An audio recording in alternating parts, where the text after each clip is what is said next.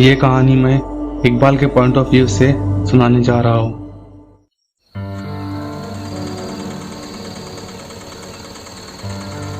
मेरा नाम इकबाल है। मैं मुंबई में पिछले 20 सालों से ऑटो चला रहा हूँ। मैं मुंबई का चप्पा चप्पा जानता हूँ और मुंबई के हर गली से गुजरा हूँ, लेकिन मुंबई में एक ऐसी जगह है जहाँ मैं कभी नहीं गया। वो है मुंबई के गोरेगांव में स्थित आर्य कॉलोनी।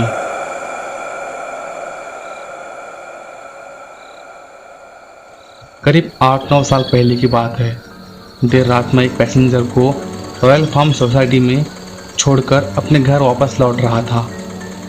पूरा रास्ता सुनसान जंगलों के बीच बना हुआ था और चारों तरफ एक सन्नाटा छाया हुआ था। मैं अपनी धुन में चला जा रहा था, पर तभी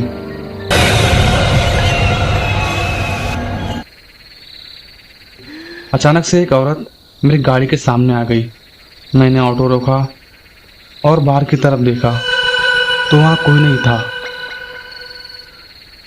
मुझे लगा शायद मेरी आंखों का कोई वहम होगा।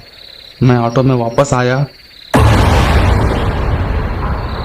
तो मेरे बगल में ही वो औरत खड़ी थी।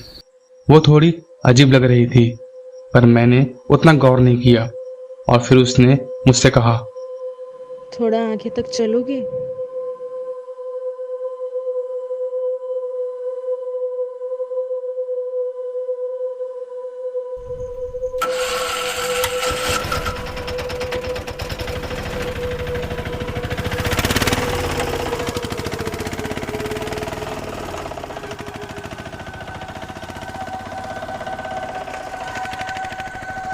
उस औरत के पूरे शरीर पर मिट्टी लगी हुई थी।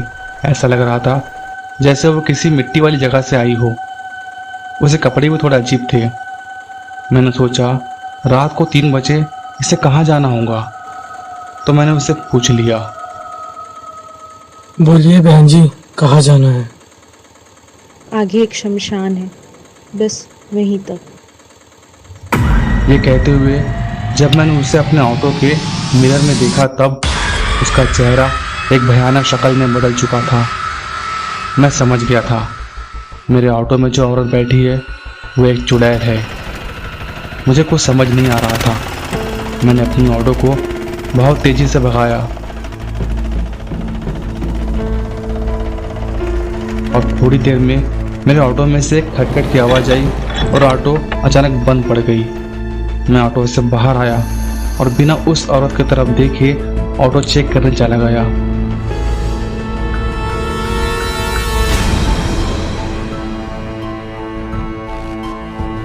मैं जब ऑटो में वापस आया तो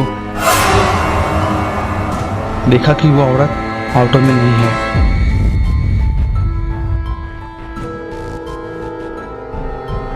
मैं सोच ही रहा था कि तभी एक ऑटो मेरे बाजू से गुजरी और वो औरत उस ऑटो में बैठी हुई थी।